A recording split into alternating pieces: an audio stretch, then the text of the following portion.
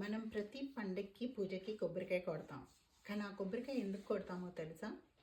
కొబ్బరికాయ పీచుని తీసేదాని అర్థం, ఈ ప్రపంచంలో ఉన్న కోరికలన్నిటినీ నా నుంచి తీసేయండి స్వామి అని దాని అర్థం.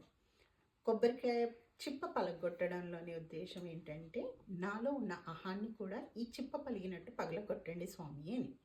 కొబ్బరికాయ నీళ్లు దేవునికి పోయడంలోని అర్థం, నాలో ఉన్న చెడు ఆలోచనలన్నింటినీ తీసేసి స్వచ్ఛమైన మనసుతోని స్వచ్ఛమైన ఉద్దేశాలు భావాలు కలిగేటట్టు చూడండి స్వామి అని.